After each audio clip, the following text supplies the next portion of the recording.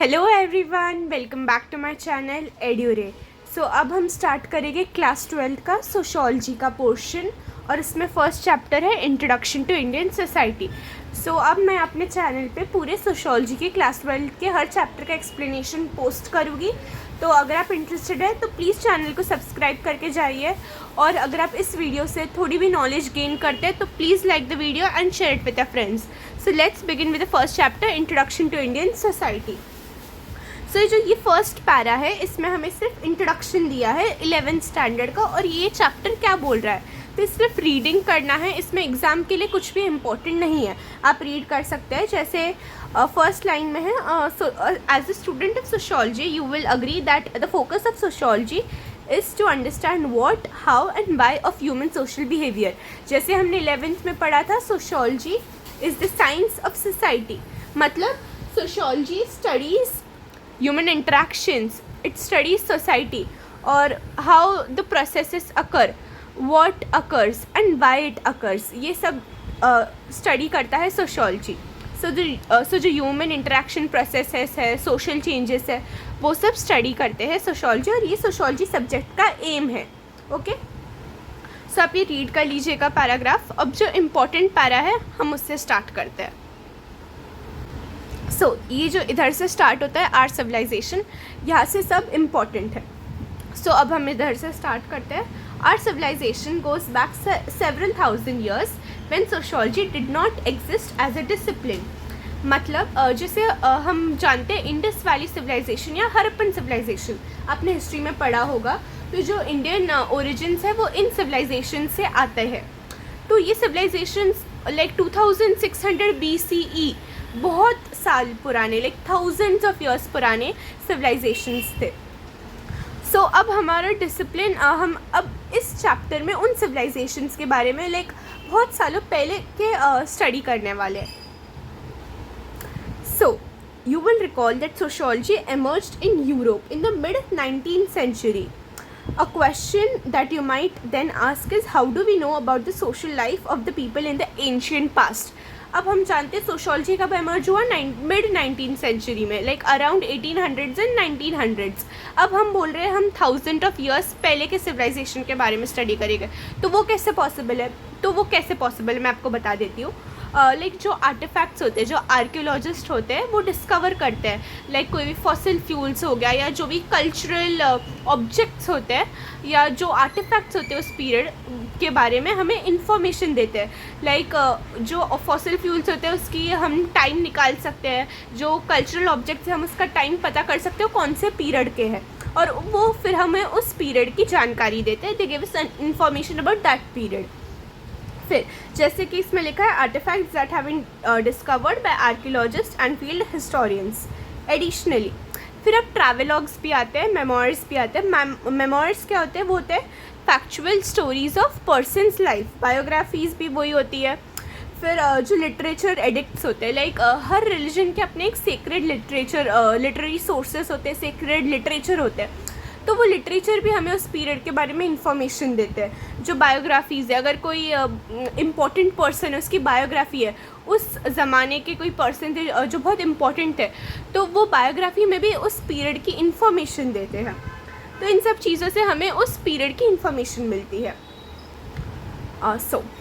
अब हम आ जाते हैं edicts and inscription. Edicts like they give us information about social life and social conditions of that period. Okay, then court chronicles etcetera.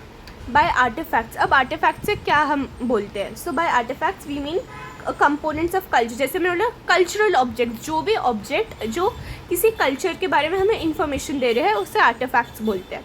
such as tools, utensils, jewelry, art, sculpture, paintings, excavated discoveries, tomb, coins, weapons, etc. Then there are human and animal bones, fossil fuels and geographic location which also provide clues about the time period. तो जो bones होते हैं human और animal के, okay, और जो fossil fuels होते हैं, अब इसके हम लोग है ना मॉडर्न टेक्निक से हम जान सकते हैं कि कौन से पीरियड के थे, कौन से एज के थे। अगर हमें इनकी एज मिल जाए तो हम ट्रेस कर सकते हैं उन्हें, वो कौन से पीरियड के थे, और उस हिसाब से हमें उस पीरियड की जानकारी मिल सकती है। Okay, qualities of material remnants. Remnants मतलब जो बची हुई चीज़ें होती है, आखिरी चीज़ें जो बच जाती है उसे रेमिनेंट्स बोलते हैं. Based on these findings many narratives and counter narratives have shaped our understanding. तो अब हम उस पीरियड के बारे में अंडरस्टैंडिंग हमें किससे मिलती है? इन चीज़ों से. First artefacts, then literary sources, travelogues, memoirs, biographies, court chronicles, then inscriptions और एडिक्ट्स भी होते हैं जो हमें उस पीरियड की इन्फॉर्मेशन देते हैं. फिर हम आ जाते हैं जोग्राफिक लोकेशंस पे, फिर फॉसिल फ्यूल्स और एनिमल और ह्यूमन बोन्स हमें उस पीरियड के बारे में इन्फॉर्मेशन देते हैं. और इस इन्फॉर्मेशन से हम अपना नरेटिव बनाते हैं और हमें सोशल लाइफ मालूम पड़ती है उन पीपल की, उस पीरियड की सोशल लाइफ हमें मालूम पड़ती है कि इन चीज़ों से, इस इन्फॉर्मेशन से. Okay, then it would be impossible to summarize the culture of a civilization that is several thousand years old, and yet there is much to learn and draw from specific strands of themes that have characterized the people of this land over this time frame. तो अब इसमें है कि इतना thousands of years पुराना है तो बहुत सारी चीज़ें होंगी. अब हम हर चीज़ तो नहीं पढ़ सकते, इसलिए ये थ्री कैरेक्टरिस्टिक्स में हम उसे डिवाइड कर सकते हैं. So these have been characterized. जो वो हो जाता है, first is ancient and medieval India, second is colonial period and third is post independent India. So colonial period वो था जिसमें you all must know that Britishers ने हम पर रूल किया था, इंडिया पर रूल किया था. देन पोस्ट इंडिपेंडेंट इंडिया, मतलब इंडिपेंडेंस के बाद का period is known as post independent India. Ancient and medieval India, the civilisations, Vedic period और मेडिवल पीरियड, उन सबको हम एंशिएंट एंड मेडिवल पीरियड बोलते हैं. So it is hope that as a learner of sociology in the 21st century, so ये सब भी reading का है, इसमें कुछ इंपॉर्टेंट नहीं है. बस अगर आपको कोई वर्ड डिफ़िकल्टी है तो मैं उसके मीनिंग्स बता देती हूँ. जैसे एक myriad ways of human living है, उसका मतलब होता है मल्टीट्यूड और लार्ज नंबर. सो एक ये वर्ड था जो डिफ़िकल्ट था, इसलिए मैंने आपको मीनिंग बता दिया. बाकी आप ये पैरा खुद रीड कर सकते हैं, इसमें कुछ इंपॉर्टेंट नहीं है. So let's move on to the next page. So अभी जो टाइमलाइन है बहुत इंपॉर्टेंट है. सो 2600 BCE हरप्पन सिविलाइजेशन की जो टाइमलाइन है वो 2600 BCE से स्टार्ट होता है और 1500 BCE से तक ख़त्म होता है. अब BC होता है before Christ born. So before Christ born मतलब हम उन ईयर्स के बारे में बात करते हैं. Christ as a God of the Christian faith. तो जब वो बॉर्न हुए थे उससे पहले जो भी ईयर्स होते हैं हम उसे रेफ़र करते हैं BCE. Okay, so Harappan civilization हो जाता है 2600 BCE to 1500 BC. Vedic period 1500 से 500. Second urbanization 500 to 200 BCE. Classical period 200 BCE to 650 CE. अब क्राइस्ट बॉर्न हो चुके थे उसके वो पीरियड को बोलते हैं CE. ओके, और मेडिएवल पीरियड को 650 CE टू 1500 CE. सो आप ये टाइमलाइन याद कर लीजिए, बहुत इंपॉर्टेंट है. ओके, अब हम स्टार्ट करते हैं इस चैप्टर से. सो जो मेन जो चैप्टर है वो इधर से स्टार्ट हो रहा है, ancient and medieval India. The above timeline is indicative of how scholars have divided the study of early Indian history. तो जो टाइमलाइन है ये हमें बताती है कि कैसे स्कॉलर्स ने इंडियन हिस्ट्री को डिवाइड करा है. As a learner of history to your days in the school, you may recall that each of these periods have been touched upon and discussed. मतलब आप लोग ने पढ़ा है, बट अब हम सोशोलॉजी में क्या डिफरेंट कर रहे हैं. अगर हमने हिस्ट्री में ये सब पढ़ा है तो हम सोशोलॉजी में इसको क्यों पढ़ रहे हैं. तो सोशोलॉजी में हम ये 5 फीचर्स पर हिस्ट्री की जो ये सब चीज़ें हैं वो डिस्कस करेंगे. हिस्ट्री में हमने पूरी जानकारी ली थी, पर सोशोलॉजी में हम इन थीम्स पर ही चीज़ों को डिस्कस करेंगे. फर्स्ट थीम है religious beliefs and practices. Second, status of women in the Indian society. Third, nature of education. Fourth, social life. And fifth is urbanization. So अब हम एक एक करके सब थीम्स को जानेंगे. So let me tell you, जो रिलीजियस बिलीव्स एंड प्रैक्टिसेस है उसमें बहुत सारे रिलीजन है. तब इस थीम के बारे में आपको इसके नोट्स बनाने चाहिए. तो आप रिलीजियस बिलीव्स एंड प्रैक्टिसेस लिख दीजिए. फिर जो फर्स्ट हम लोग करेंगे हरप्पन सिविलाइजेशन, फिर आएगा हिंदुइज्म, फिर जैनिज़्म, फिर बुद्धिज़्म. तो जैसे जैसे मैं एक्सप्लेन करूँगी आप उन सब के नोट्स लिख दीजिए. Okay, so let's start. Scholars, religious beliefs and practices. Scholars suggest that the available discourses on religious practices are layered and complex. मतलब जो भी हम लोगों को नॉलेज है इन सब ये जो हरप्पन सिविलाइजेशन के टाइम जो रिलीजियस प्रैक्टिसेस होती थी वो बहुत कॉम्प्लेक्स है, like it is difficult to understand और बहुत लेयर्ड है. Like it is very much, बहुत लेंदी है. So as far back as the Harappan civilization, figurines of male gods, mother goddesses and animal deities have been found.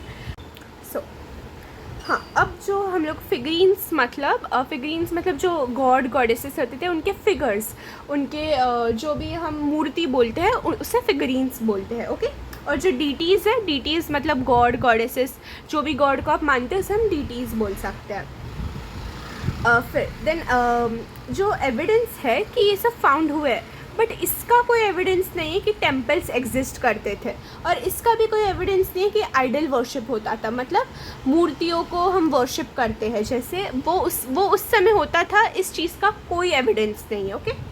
सो ये बात remember कीजिए कि किन दो चीज़ों का एविडेंस नहीं है, फॉर आइडल वर्शिप और एग्जिस्टेंस ऑफ टेम्पल्स, इन दो चीज़ों का कोई भी एविडेंस नहीं है। तो फिर वो लोग वर्शिप क्या करते थे? So in Harappan civilization they used to worship natural elements such as sun, rain, water, thunder. अब sun को हम क्या बोलते हैं? सूर्य। So sun को सूर्य, फिर इंद्र को लाइक गॉड ऑफ रेन बोलते हैं हम लोग, फिर यमदेव और फिर Agnidev, fire, God of fire.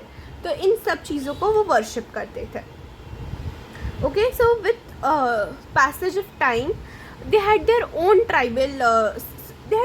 tribal beliefs, और वो जो बिलीफ सिस्टम्स थे उन्हें हम दो चीज़ों से कैरेक्टराइज करते हैं, एक तो होता है एनिमिज्म और एक होता है टोटमिज्म।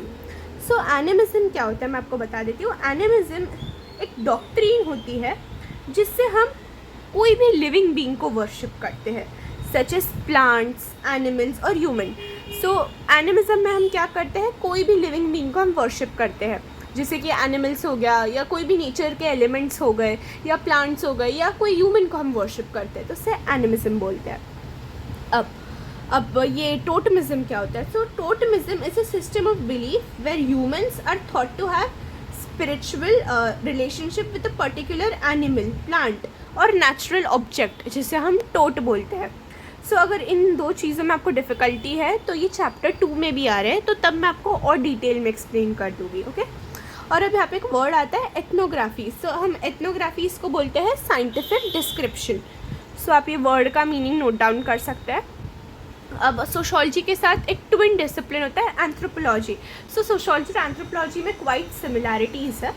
So let's study of anthropology as a discipline. Anthropology emerged during the colonial period with the purpose of studying non-European exotic societies and cultures. So अब जो यूरोप की बाहर सोसाइटीज़ थी उसे कौन स्टडी करेगा, तो उसके लिए एक फील्ड, एक डिसिप्लिन बनाया anthropology. So what did it is classified into two broad fields, namely physical anthropology and social and cultural anthropology. तो आप ये सेंटेंस नोट डाउन कर लीजिए। एक बुक है या एक वर्क ऑफ राइटिंग है, किसने दिया है? एडवर्ड सेड ने दिया है।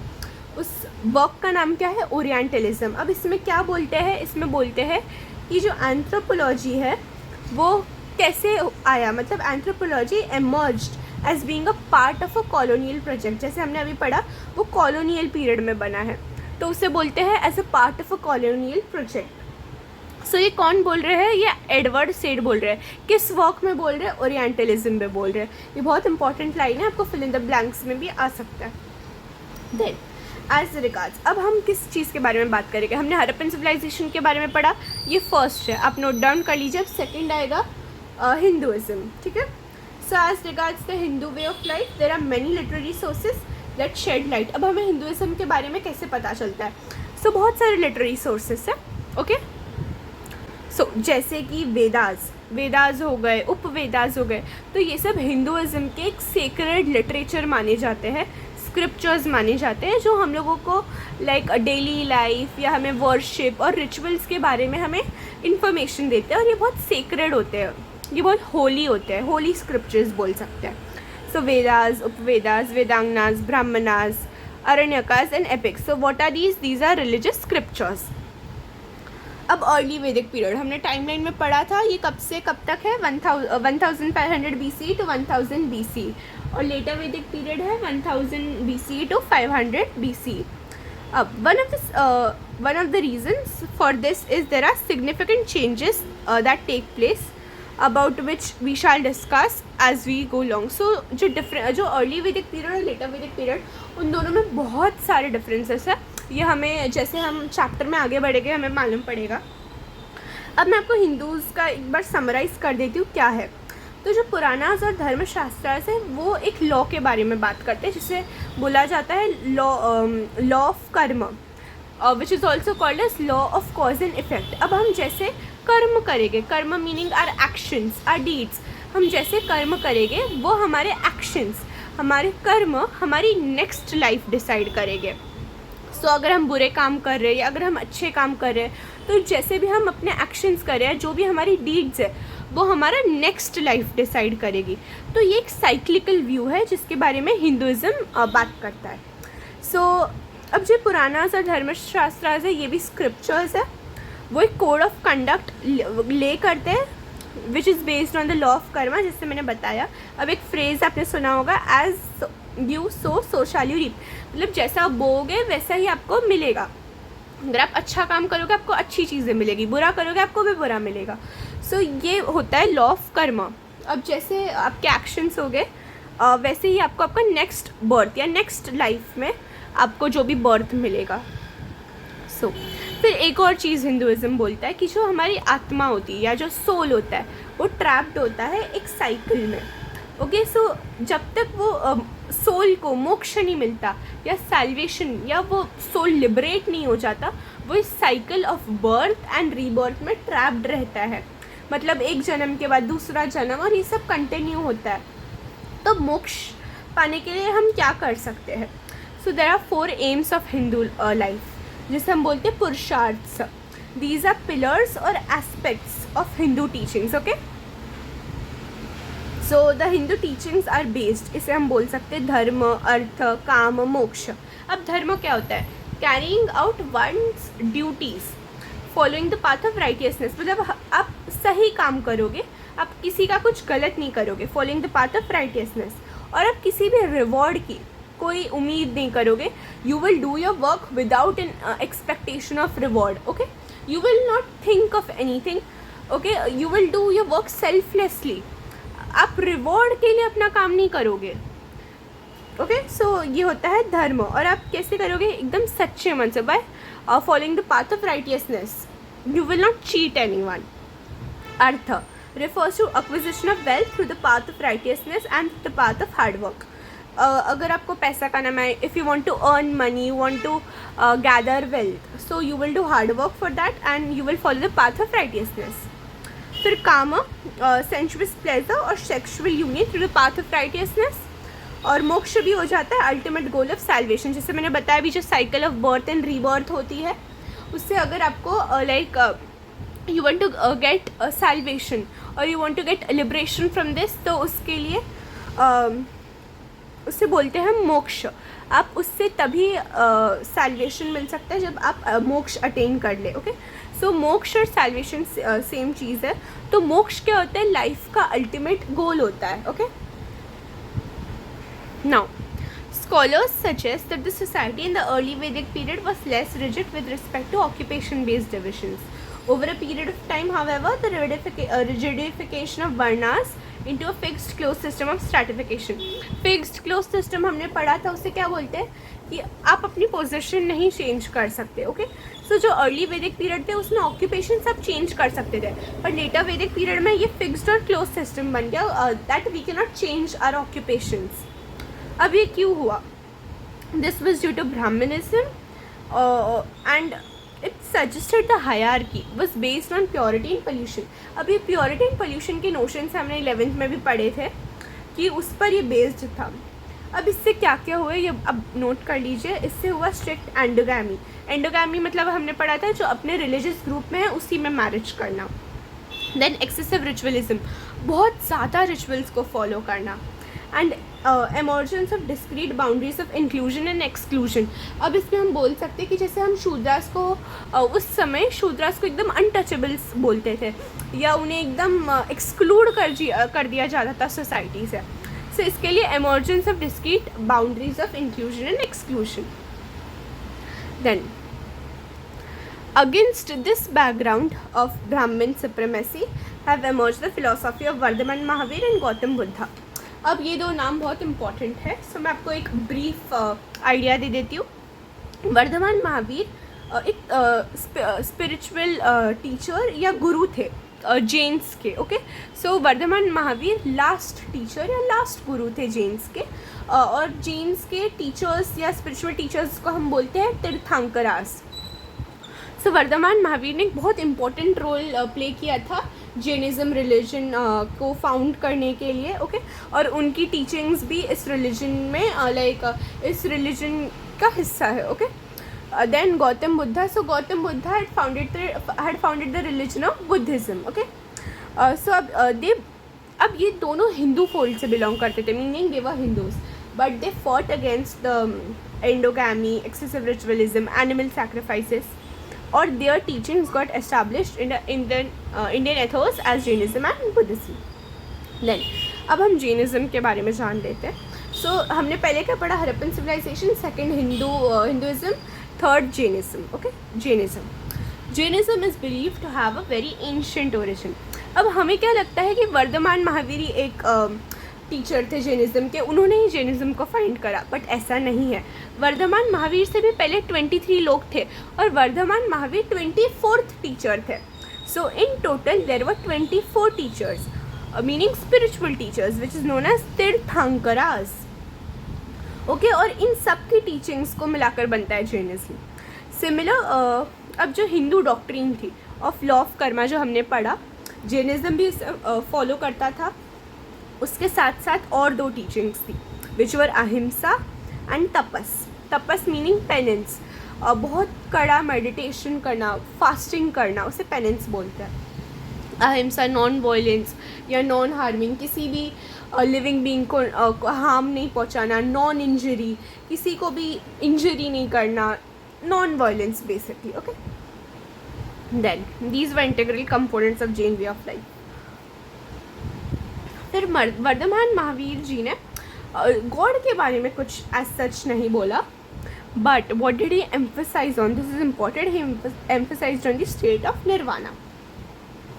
His teachings were in the language of common people, namely Ardhamagadhi. So ये आप ज़रूर याद कर दीजिए, language of common people which was Ardhamagadhi. So Jainism was accessible to all. Why? Because it was in the language of common people. सब उसे समझ सकते थे, सब टीचिंग्स को समझ सकते थे, क्योंकि वो लैंग्वेज ऑफ कॉमन पीपल के लैंग्वेज में थी. ओके, अगर जब हम सब समझ सकते तो लोग ज़्यादा उस रिलीजन को फॉलो करेंगे. क्योंकि अब मैं आपको बता दूँ, हिंदुइज्म की जो लैंग्वेज थी वो संस्कृत थी, और संस्कृत बहुत लोगों को नहीं आती थी, और जैनिज्म की लैंग्वेज कॉमन पीपल की लैंग्वेज थी. So more people will understand the teachings of Jainism. Okay, अब अभी तक हमने क्या क्या पढ़ा है? हमने हरप्पन सिविलाइजेशन के बारे में पढ़ा, then we studied about Hinduism, then we studied about Jainism. So इस वीडियो के लिए इतना ही.